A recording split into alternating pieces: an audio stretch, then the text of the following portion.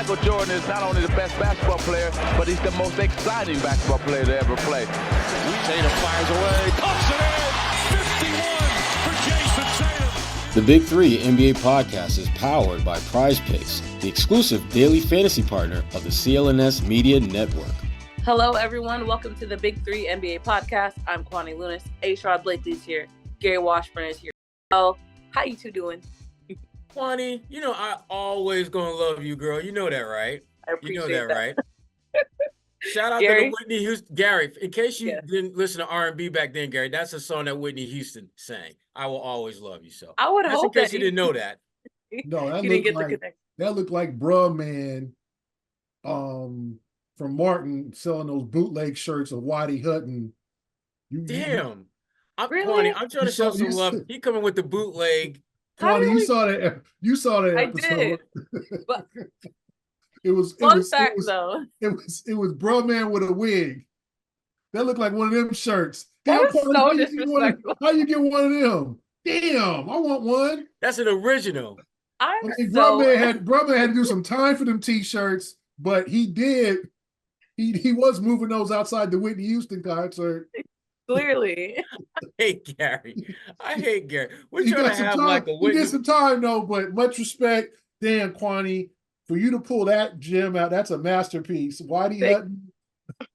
We're trying to have like a Whitney Houston right. moment of positivity. I'm sorry. And Gary talk about hood rap, bootleg, Bro Man, and the clank clank. If you say anybody in my generation a Whitney Houston t-shirt, you're thinking of Bruh Man and Martin trying to get their hustle on. And Bruh Man got locked up for that though. Like, pour a little liquor out for Bruh Man. He got locked up for that. Pour one out. A fun fact, I don't know if you two knew this, but the co-founder or creator of the show, Martin, is from Boston. Went to the John D. O'Brien School of Mathematics. I actually interviewed him a few weeks ago. This is where the plug comes in. But he's a Boston guy through and through. And happened to do that on the side because he had a whole architecture career. Wow. Nice. Right? Has that story run yet, Kwani? Yes, it's on NBC10Boston.com where Kwani has questions. You see how that play segue. Gary, that's bounce pass layup. Bounce pass layup. That's how you do. That's how you do. And it was seamless because we did not plan this. We promise this is not planned. So Gary, Gary, you need to open the playbook, Gary, and start reading the playbook. This is how we do. Yeah, that's how we do, bro. That's how we do. You're right. Well done. All right. All right, we'll get into the Celtics. Obviously, for those who know, I would hope no one's living under a rock at this point. The Celtics are proving that they are continuing to build upon being one of the best teams in the league. They just beat Milwaukee on Wednesday night. Let's just recap the last 7 games. What have you two seen? And what exactly do you think is motivating this run right now? I think they just want to keep getting better and just finding ways to win. They're not all that consumed about how it looks or in what capacity it comes. The one thing I'm starting to see more of it, and Gary can kind of get into this more because he's around them more than I am, but it seems that they're figuring out ways for anyone and everyone who is on that active roster to play a certain role, and those players are executing that quite well. Sam Hauser, your job is to knock down shots, and the other night, even though he didn't play against the Milwaukee game, but the last time we saw Sam Hauser, he knocked down 8, 9, 10 threes, some ridiculous number like that.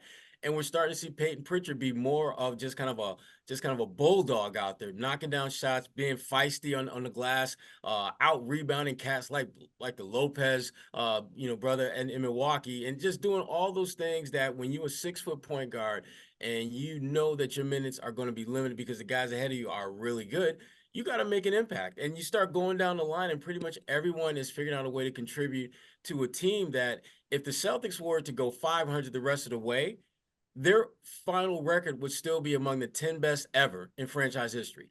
And I don't think this team has had a 14-game stretch where they win 500 all year. So the likelihood of that happening is not great. And particularly, and we'll get into this later, the caliber opponents that they're going to be seeing, on deck, in the next week and a half. So I just think that their motivation right now is just to keep playing well, keep some of those guys at the end of the bench, get them some burn, and just make sure once they get to the postseason that they've got all the main core guys as healthy as possible, because in their minds, and I think they should feel this way, No one is going to beat them in a best of 7 series if they've got their core group intact and healthy. Yeah, I mean, I think it's a combination of them just playing well and also playing a kind of a softer schedule. Although Milwaukee's good, they beat the brakes off Washington. They beat up on Detroit. They were able to beat Portland and Utah. They were able to get by Phoenix. So ever since that loss to the Denver Nuggets, they've been on a roll and they've played good ball. And I see 2 wins over the Suns, but also just capitalizing on kind of a softer schedule, but just also putting it together. Jaylen Brown playing the best basketball of his career. I mean, if you look at some of his numbers, in the last month or so, 31 points, 29, 41, 27, 37, 31. I mean, just big numbers. Peyton Pritchard, 13 assists in the game against Washington and some big plays in the game, went over Milwaukee. And I just think guys are coming up and playing well. I think this is a team that's reacted well to losses. I think that Cleveland loss was a real downer for them. And then they came back and played okay against Denver, not their best game, lost by 6. And since then, they've been on a roll. And it should continue. I mean, their schedule over the next, Detroit, Chicago, 2 against Atlanta. They don't face a winning team until another week or so when they play New Orleans. They get Charlotte again, and then another game against Portland, another later on in the season with Charlotte and Washington. So they should be racking up the wins, trying to get to those 65, 66 wins. Set records. You know what? Don't wear out your guys. I think guys are getting proper rest. But hey, make this a special regular season. Make this a memorable regular season where you post some type of record and wins. Obviously, they're not going to, I think the team record is 68 wins. It is. The 72-73 team, the one that didn't make the finals because John Havlicek got hurt in the playoffs. But hey, try to set some records, try to do something great. And I think that they're playing good ball. And I think that they could get better too. There's also room for improvement. And all that improvement, we've talked about this at nauseam at this point, but the leadership is very important when you think about this team. Joe Mazzulla, the self-proclaimed shot blocker, he has made it a point to not let anyone score at the Celtics rim, but apparently he was told he can't do this anymore. What did y'all, Gray, you were on the ground at the beginning of this. Well, at least when we started to really notice, it probably had been happening beforehand, but what did you think of this saga and why is it apparently going to end? Gary, what's up with your boy? Come on. Don't ask me about my anyway. Okay, so he has a rule, like he doesn't want teams to be able to shoot after timeouts ever in front of the Celtics bench. Now, if you're away in the whole down, across the court, it can happen. Joe probably not going to run out that far, but if you're especially in front of the Celtics bench, right, you're not going to get one off without some kind of contest. So Joe ran out there with Royce O'Neal, and I guess he's been told that, it made a lot of headlines. That, there's a lot of people, including me, that wrote about it because I just thought it was unique. You just don't see that. You just don't see Eric Spoelstra. You don't see Pop. You didn't see no Phil Jackson. You didn't see, Sherrod's close buddy Mike Woodson or Larry Brown. You didn't see Red Auerbach running out on the floor and trying to block literally Magic. Mazzulla's thing, though. Maybe this is his thing. Trying to block Oscar Robertson's shot after a timeout. You just didn't see it. Right. Yes. So for it's sure. Joe being Joe. We wrote about it, and I guess he was warned. Listen, Joe, the Joe being Joe era is over. Do not run out there and contest shots from opposing players. Because you don't know. He could get hurt. It could cause some type of issue. You do not want players fighting coaches. You don't want players confronting coaches. So just stay off the floor. You're the coach. You're not the player. I get it. It's a little conservative and all that. It was kind of fun, but to me, and that's Joe being Joe, and I applaud that. I think that's part of it, and his players appreciate it. But that's Joe, everybody knows, and I think everybody's learning, Joe's an unusual guy. He's a bizarre Right. person. He's got his ways. I know that better than anybody. Yes, you So, do. it's anyway. What'd you say last week, Sherrod? Yeah. Yeah, exactly. Anyway, so to me, it was the league stepped in, and now he can't do it anymore. I thought the hate it. NFL was a no fun. I hate it. I hate it, and I understand why they don't want him to do it because to Gary's point, there are some liability concerns. I mean, what if he blocks a player's shot and that player steps on his foot and sprains his ankle, and that player is out for like the rest of the game, and maybe so there are liability concerns with that. I get it, but I love the fact that there's a message that he's trying to send during those timeouts, and that is you ain't getting nothing easy with us, even during damn timeouts. We ain't taking it. We're not letting up. Time out, time in, time over. We ain't letting up. And I love that about Joe Mazzulla. I absolutely love that. But then I did a little bit of what we like to call, that hood homework, Gary, the hood research that Gary. Joe Mazzulla, in his time as a West Virginia Mountaineer, had a total of 7 block shots in his career. 7. So the idea of Joe Mazzulla being this like wannabe shot blocking dude is like, wait a minute. That's interesting because that wasn't your thing in college, and for a guard, it's never their thing. But to me, it goes back to one thing and one thing only, and that is Joe Mazzulla consistently trying to send messages to his players that I got your back, that I am the way that I am is the way that I want you to be a reflection of me out there. I want you to be into the game all the time. I want you to be thinking about what can I do to not allow my opponent to get into a rhythm. Because we've all seen this before where guys will go like miss the first 7-8 shots. They get fouled. They go to the free throw line. They make a couple free throws. And the next thing you know, they rattle off 6, 7, 8 buckets in a row. Joe's thinking, you know what? This dude probably hasn't done much all game. This little shot that he may knock down during his timeout, that might be the shot that sparks him to get going. So why should I just let him right in front of my bench get into his rhythm? All I got to do is just stand in and just put a hand up in his face. I get why Joe's doing that. And I love the fact that Joe's doing that. But at the same time, it is a liability concern. And if in the NBA, if you're going to lean one way or the other versus liability concerns versus enjoyable aspects and components of the game, you're going to lean on the side of dealing with the liability concerns. And that's why they've told him, chill, Joe, chill. But I don't like it. I like seeing that about Joe Mazzulla. I like that. Well, we need to free Joe Mazzulla because this is ridiculous. Yeah, free Joe Mazzulla. Let's start the movement. Gary won't start the movement. I'll start the Gary, get that hashtag going, Gary.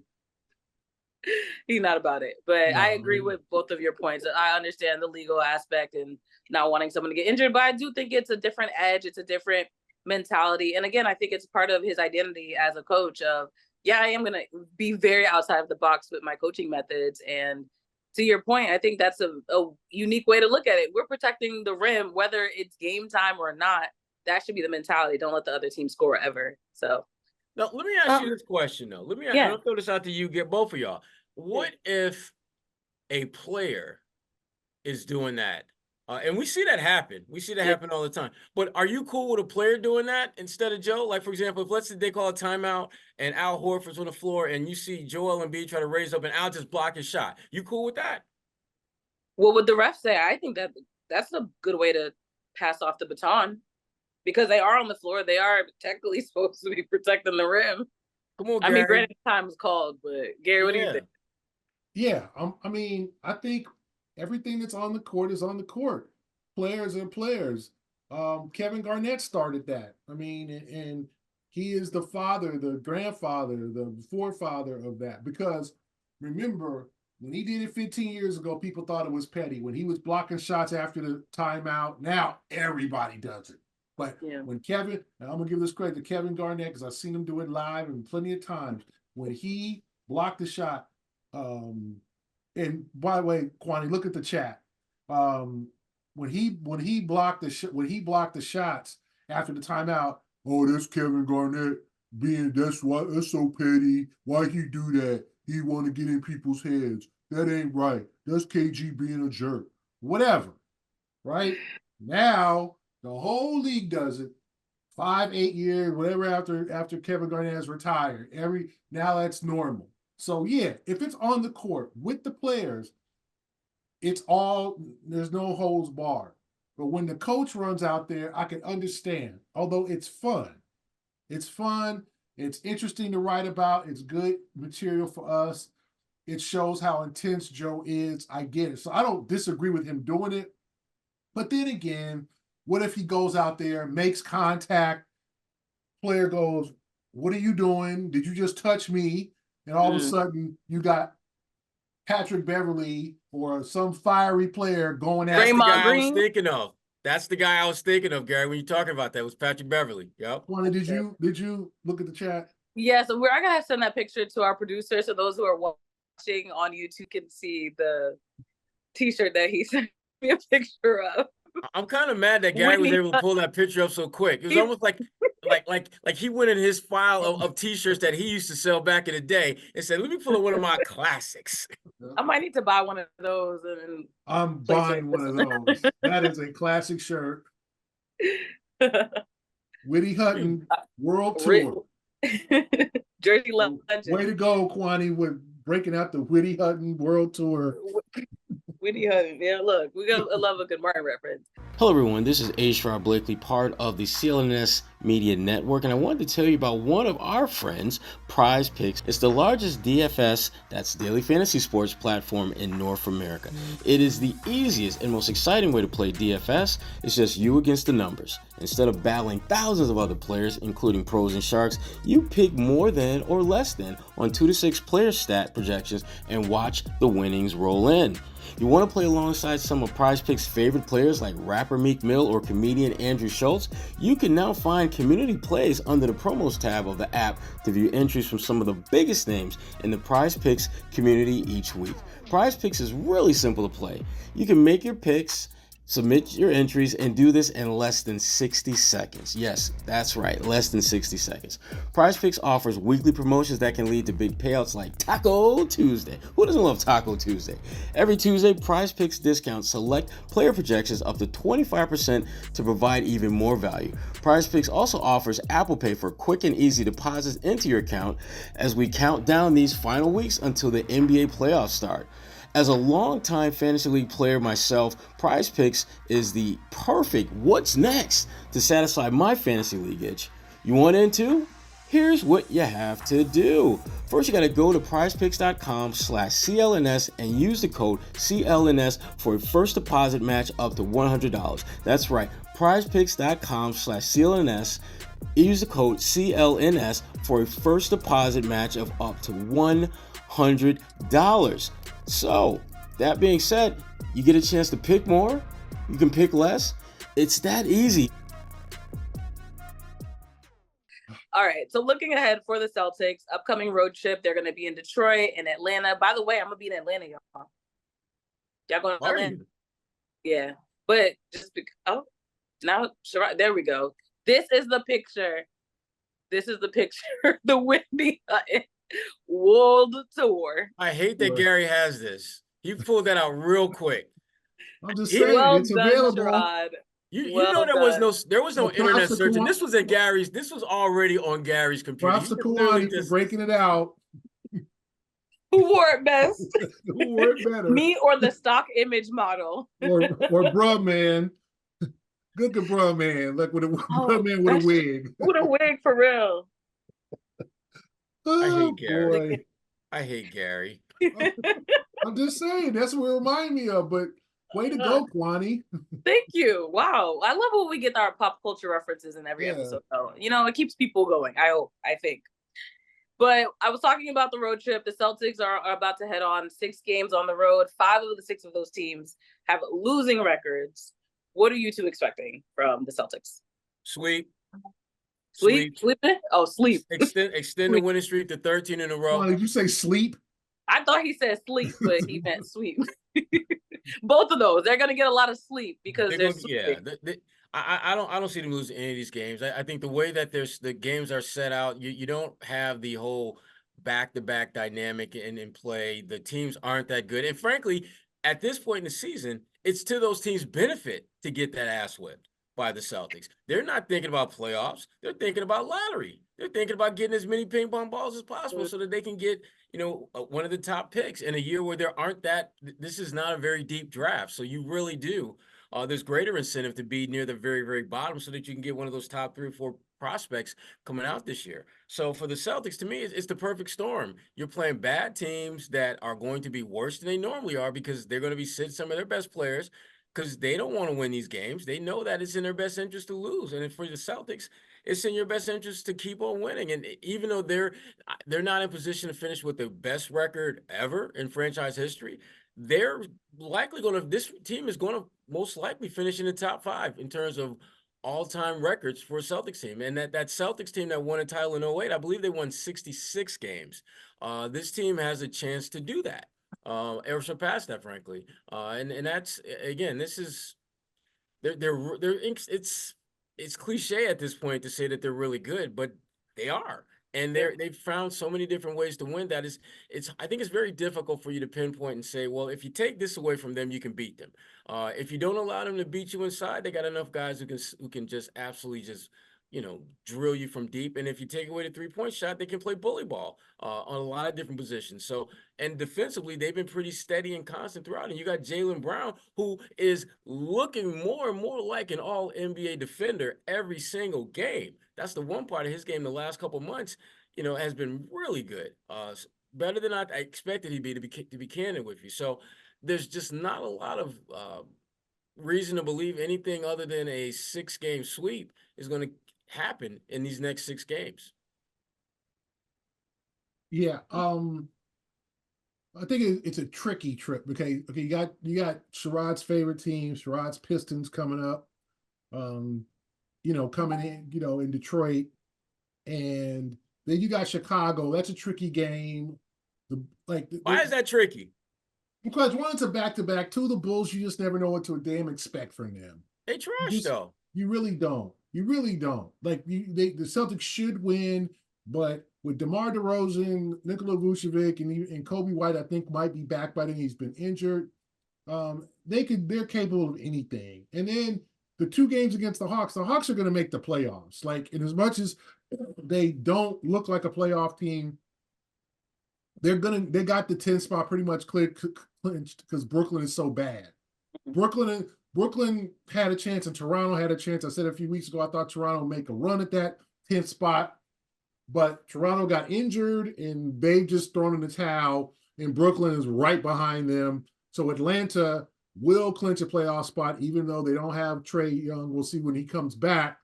And they'll be in that 9-10 game. It's probably going to be Atlanta and Chicago for that 9-10. That might be the closest thing to being clinched as we speak now, because no one's catching Atlanta.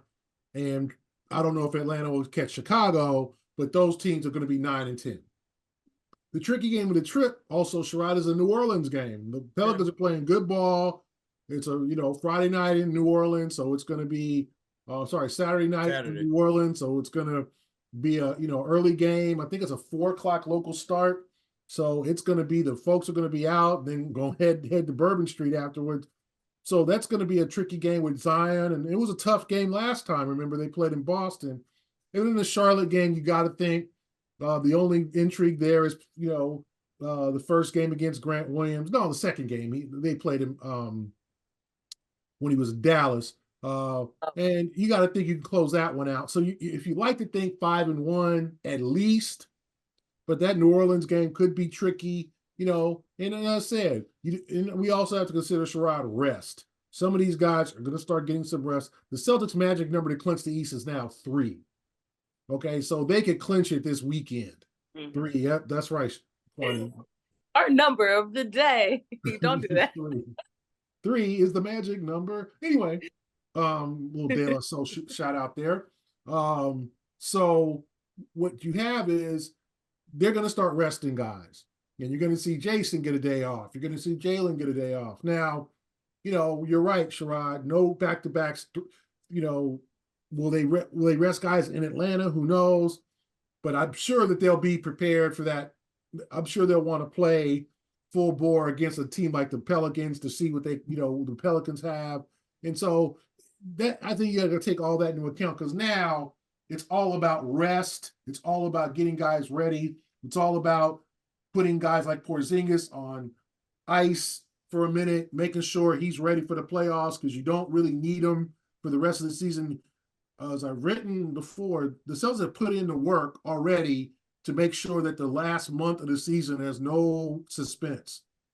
In many years before, this is the first year I can remember, probably in a long, I mean, I can't remember the last time they've clinched this early or had even a chance. So now, usually, remember the team a couple of years ago made that crazy push. I think, 50, what'd they go? 50 and 31, or no, so 31 and 10, whatever they went. Yeah, 30 and 10 or whatever, the last 40 games to get to that number 2 seed, the team that went to the finals last year. They're the number 2 seed. So they've never had that number 1 seed, and they've never in a long time since back when they lost to LeBron and those guys. And so now they have a chance to really shape their team, get rotations, get guys rest, figure some things out. So I think that's what this 6-game road trip could be about too, is just like, okay, how does Tillman fit with this guy? How does this all go down, as opposed to like, we're going to just beat the brakes out of everybody, because now you got to look at the big picture. Yeah. But the thing about them is that the way that they're built and constructed, they can still shut guys down or limit their minutes and still beat you by 30. That's the scary thing about this team, is that they don't need the full arsenal to just blow you out. And if you this team could beat you by 30 points without Tatum and Jalen. And I don't know if there are too many teams where you've got a clear 1 and 2 that if you take them out of the equation, the rest of the guys that are still around could beat you by 30, 35 points. That's what makes this team so scary. And it makes it, to your point, Gary, the importance of good health so vital to their chances of going deep into the playoffs. Because if they're healthy, even though they've had their problems with Denver, I still would take them over Denver in a best-of-7 series. And Denver's a good team, not trying to disrespect the champs, because they absolutely play the way champions do. But I just think the Celtics are a better team over the course of a 7-game series. And if we're being honest and keeping it real about Denver, the fight that Denver's going to have to go through to get to the finals is going to be very different than what the Celtics will have to do in the East. I just think the teams in the West are much more closely aligned. When you look at Minnesota, you look at Denver, you look at OKC, you look at the Clippers, you've got a number of teams that there really isn't a significant or noticeable differentiation between them.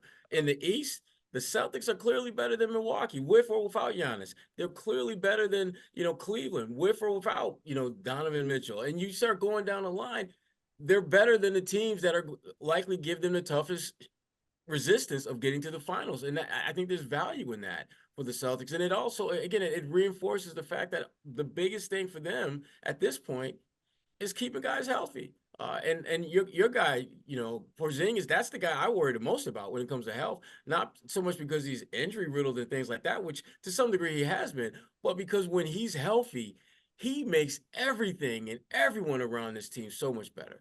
He's the mismatch that no one consistently shuts down. He's had a couple games where he's had some problems. I think Bam Adebayo is a guy that can give him some problems.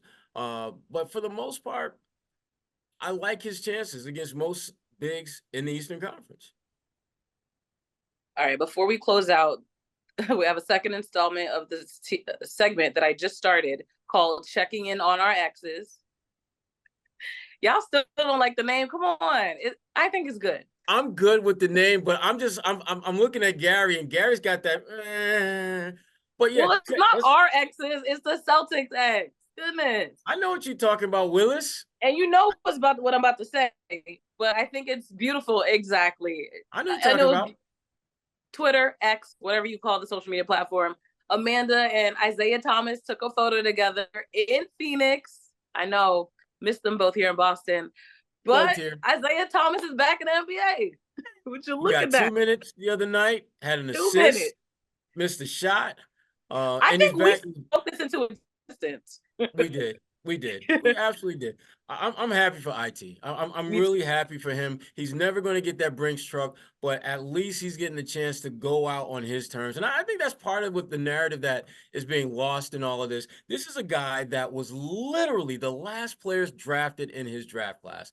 And those players, you're lucky to get 2 minutes, let alone become a 2-time All-Star the way he did. And so for him, I think that this is an opportunity to have some closure. I don't know if he's going to play beyond this season. I know he wants to, but if he decides to not play, at least he had one more shot to show what he can do. And if he plays well in Phoenix, which I think he will, that's good enough for him, I think, at the end of the day, to show that he still got it, to show that he still can help teams win games. His story is, to me, it's just one of the more tragic stories in the NBA. A guy that literally did all the things that you tell young people to do: work hard, stay on your grind, keep trying to get better. When opportunity presents itself, don't blink, don't look the other way. You meet it head on, and then you maximize that opportunity. People forget that the only reason he got major burn in Boston was because Marcus Smart got hurt. When Marcus Smart went down, he stepped into that starting lineup and he never left. And he gave them every reason in the world to keep him in that lineup. Not only was he producing in terms of numbers and statistics, but they were winning games. And not only were they winning games, they were winning the hearts of fans locally and nationally. And so all of a sudden, you're winning games, you're winning lots of attention that you otherwise weren't getting before. And you're doing it with a guy who is genuinely appreciative of the moment. He didn't come into the league as a top 3 pick. He literally came. Look, Gary, you've been in plenty of clubs Gary has been to. When they say we close, when we say, okay, we got enough people in here, we got room for just a couple more people, and you the last one to get into the club before they close it down, so no one else is getting in. That was Isaiah Thomas. He was the last one that got into the NBA club. I didn't know where that analogy was going, but okay. He was the last one to get into the club. And you know what? And Kwani, he has done everything you would want to do in the club. He stood out for all the right reasons in the club. Made his mark. He danced. He bought drinks. He was kind to the servers. Exactly. Everyone. Exactly. And so now he got another invite to the club. He's back in the club. I love it. I absolutely love it. Wait. We need to make sure we're checking in on our exes all the time, Kwani. We will keep this segment up. We need to keep this going. Gary's hesitation. Gary, we'll find more exes to check in on. I want to check in on Shane Larkin. I want to check in on my dude, because Shane is balling overseas. I want to check in on my boy, and Gary knows where I'm going with this next one. Jared Sullivan, favorite player from Germany. Oh, Daniel Tice. I got that. Oh, that's my dude, Jonas. He was right though. It was Tice, but Jonas is another one. Jonas is a good one. Yeah, there's a lot of good ones. Yeah, exactly. Maybe we should do. I'm just gonna every week I'll find. Yeah, I like this. See, and then we'll get a dating app to sponsor it. Shout out to all the dating apps that want to sponsor that. See, I know, I'm a genius. I can't help it. See, Gary, this is why I will always love you, Kwani. There you go. Whitney Houston, right back at you. Look at that. And on that note, we appreciate you guys dealing with and/or listening to us here on the Big 3 NBA podcast. For Gary Washburn, Sherrod Blakely, I almost messed up your name, Sherrod, and myself, Kwani Lunis. We really appreciate y'all. And hopefully you do tune in next week when we'll be back. We got love for y'all. Except for Gary.